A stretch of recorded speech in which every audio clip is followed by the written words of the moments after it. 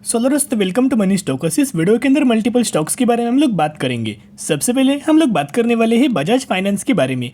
तो बजाज फाइनेंस का अगर आप परफॉर्मेंस देखोगे तो पिछले एक महीने में हमें बजाज फाइनेंस के अंदर ऑलमोस्ट हमें 12% की गिरावट ही बजाज फाइनेंस के अंदर निकल के आ चुकी है और 5,770 रुपये की क्लोजिंग हमें बजाज फाइनेंस के अंदर हो चुकी है।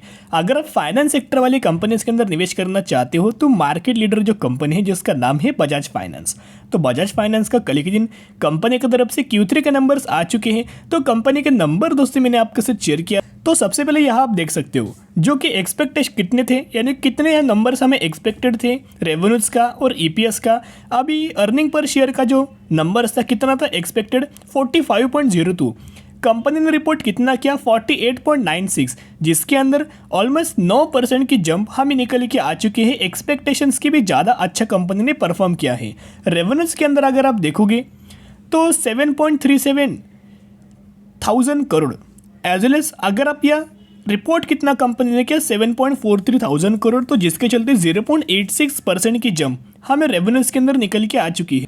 एज वेल एज एक और हमें अपडेट्स निकल के आए हैं, आप ये देख सकते हो Bajaj Finance fixed deposit and investment choice for higher returns, यानी कि अगर आप बजाज फाइनेंस के अंदर एफडी करते हो, फिक्स डिपॉजिट करते हो, बहुत सारे लोग क्या करते हैं स्टॉक मार्केट के अंदर निवेश नहीं करते या फिर म्यूचुअल फंड्स के अंदर निवेश नहीं करते, वो डायरेक्टली एफडी में जाके निवेश करते हैं।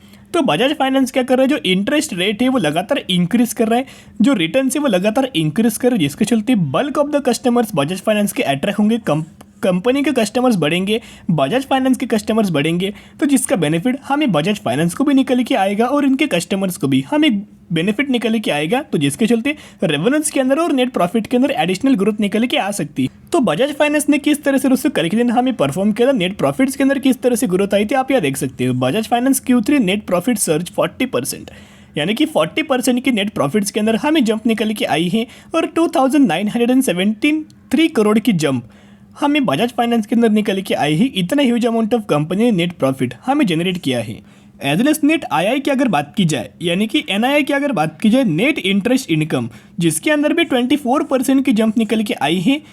दिसंबर क्वार्टर के अंदर 7,435 करोड़ के आसपास कंपनी का नेट इंटरेस्ट इनकम कंपनी ने जनरेट किया है।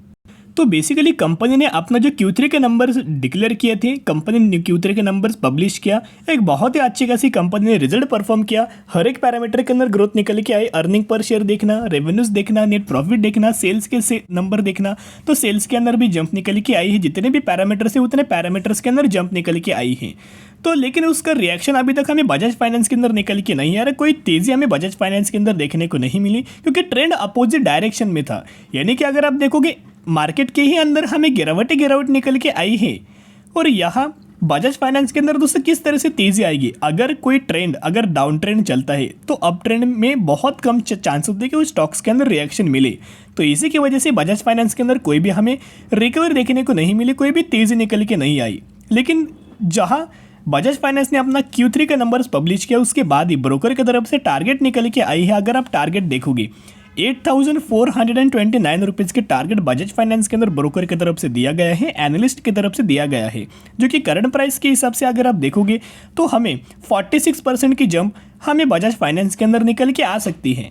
तो अभी हम आ चुके शेयर होल्डिंग पैटर्न्स के अंदर। तो शेयर होल्डिंग पैटर्न्स के अंदर देखोगे जो प्रमोटर्स के जो हमें होल्डिंग निकल के आई है, पहले 55.86% थी, वो इंक्रीज होकर 55.91% निकल के आई। एफआईएस की अगर बात की जाए तो एफआईएस ने स्लाइटली अपना स्टेक बुक किया है। डीआईएस की अगर बात करें, डीआई ने अपना स्टेक इंक्रीज किया है। गवर्नमेंट का उतना ही सिमिलर तरीके से स्टेक निकल के आए हैं और पब्लिक ने भी हमें बजाज फाइनेंस के अंदर स्टेक इंक्रीज किया है। अभी भी अगर आप देखोगे बजाज फाइनेंस के अंदर 25% की गिरावट की ही अंदर हमें कंपनी बिलोंग कर रही है। तो एक बहुत बढ़िया मौका है, एक बहुत बड़ी अपॉर्चुनिटी थी। एक बार दोस्तों मौका निकल जाए तो बार बार किसी भी कंपनी के अंदर मौका नहीं मिलता। अब एक बहुत बड़ी न्यूज़ भी निकल के आई थी, रिजल्ट भी कंपनी ने अच्छा परफॉर्म किया, कोई भी नेगेटिविटी खबर नहीं है। तो जिसके चलते buy on the strategy apply करना, जितना हो सके उतना बजाज फाइनेंस गिरे उतना buy on the strategy apply करके लंबे समय के लिए होल्ड करके चल सकते हो। तो दोस्तों अभी हम लोग बात करेंगे एक कंपनी के बारे में। उसी कंपनी के अंदर 1250% का डिविडेंड का आपको बेनिफिट मिलने वाला है। यस, जो आपने देखा, जो सुना, वही दोस्तों मैं आपके साथ शेयर कर रहा हूँ। 1250% का डिविडेंड का एक ही कंपनी के अंदर बेनिफिट मिलने वाला है। फंडामेंटल दोस्तों कंपनी स्ट्रांग है और अच्छे खासे सेगमेंट के अंदर कंपनी बिलोंग कर रही है। तो कंपनी का नेगेटिविटी पॉइंट क्या है कि कंपनी का जो ओवरऑल जो कंपनी का चार्ट पैटर्न है, वो चार्ट पैटर्न बहुत ज़्यादा वॉलेटाइल है।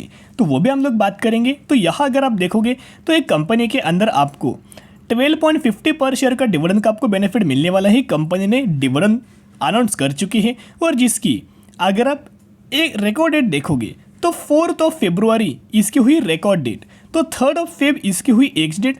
तो जो भी लोग इस कंपनी के अंदर 2 फेब या फिर इससे पहले अगर आप बाइंग करेंगे तो ही आप एलिजिबल होंगे और तो ही आपको इस कंपनी के अंदर 12.50 पर शेयर का डिविडेंड का आपको बेनिफिट मिल जाएगा।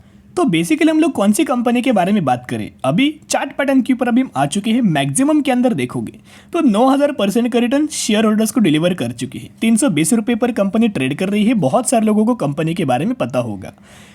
इसका अगर आप परफॉर्मेंस देखोगे तो बहुत ज़्यादा वॉलेटाइल हमें चार्ट पैटर्न निकल के आया है। अगर एक बार गिरावट निकल के आए तो 40 से 50% की गिरावट वन वे आपको निकल के आ सकती है।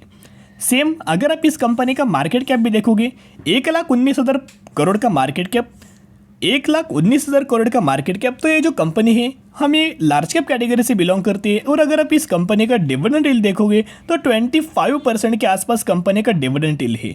यानी कि आपको कंपनी के अंदर साल में रिटर्न्स मिले या ना मिले, आपको हर साल 25% का डिविडेंड का इसी कंपनी के अंदर बेनिफिट मिल जाता है। तो हम लोग कौन सी कंपनी के बारे में बात करें, हम लोग बात करें वेदांता के बारे में। तो वेदांता ने डिविडेंड के साथ साथ इनके Q3 के नंबर्स पब्लिश किया। तो किस तरह से Q3 के नंबर्स कंपनी ने पब्लिश किया है, उतना दोस्तों अच्छे खासे हमें नंबर्स निकल के नहीं आ रहे।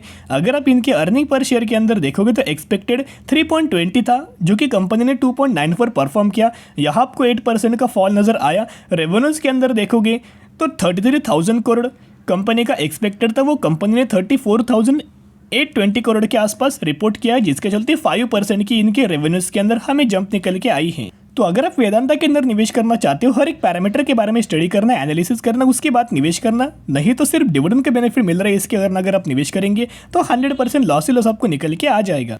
तो दोस्तों अभी हम लोग बात करेंगे आरवीएनएल के बारे में। आरवीएनएल की अगर बात की जाए तो बेसिकली एक पीयूसी स्टॉक से, ऐसा भी बोल सकते हैं गवर्नमेंट ओन कंपनी भी है। जितने भी गवर्नमेंट्स के प्रोजेक्ट्स होते हैं, rails regarding, construction regarding, infrastructure regarding, उतने हर एक प्रोडक्ट्स कंपनी को सबसे पहले आरवीएनएल को ही प्रेफरेंस दिया जाता है। रेल विकास निगम को ही दोस्तों प्रेफरेंस दिया जाता है। कल के दिन अगर आप देखोगे 3% के आसपास हमें गिरावट आरवीएनएल के निकल के आ चुके हैं। और एक और जो न्यूज़ है कि कंपनी के अंदर ह्यूज अमाउंट ऑफ तेजी है, इसी की वजह से भी प्रॉफिट बुकिंग हमें आरवीएनएल के अंदर निकल के आई है। तो बेसिकली अभी हम आ चुके हैं एनएससी के ऑफिशियल वेबसाइट के ऊपर। यहाँ अगर आप कंपनी का परफॉर्मेंस देखोगे तो जून क्वार्टर के अंदर कंपनी ने जो नेट प्रॉफिट अपना जनरेट किया था 28,300 करोड़ के आसपास नेट प्रॉफिट जनरेट किया था। और सितंबर महीने के अंदर देखोगे, सितंबर क्वार्टर का देखोगे तो 29,850 करोड़ के आसपास रेवेन्यू नेट प्रॉफिट अपना जनरेट किया था। एज वेल एज अगर आप इनका इनकम के अंदर भी देखोगे 4,64,000 करोड़ का इनकम कंपनी ने जून के अंदर जनरेट किया था और सितंबर के अंदर 4,90,000 के आसपास हमें इनकम कंपनी जनरेट किया था। यानी कि कंपनी का हर एक क्वार्टर के अंदर परफॉर्मेंस बहुत ही ज़्यादा अच्छा खासा बढ़ते हुए नजर आया है।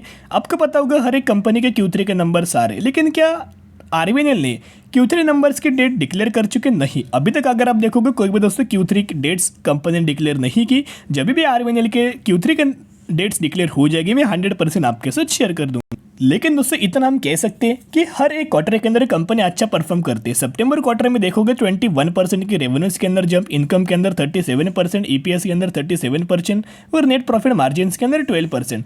हर एक क्वार्टर के अंदर बहुत ही शानदार तरीके से कंपनी परफॉर्म करती है। लेकिन एक नेगेटिव पॉइंट है कि कंपनी स्लो चलने वाली कंपनी, धीरे धीरे करके आपको आने वाले फ्यूचर में कंसिस्टेंटली रिटर्न्स आरवीएनएल के अंदर नजर आ सकता है। तो अगर आप बाइंग करना चाहते हो, buy on the strategy apply करना और लंबे समय के लिए होल्ड करके चल सकते हो। तो आज के लिए इतना ही। अगर आपको वीडियो पसंद है जरूर वीडियो को लाइक, शेयर और सब्सक्राइब कर सकते हो। फिर मिलेंगे, बाय।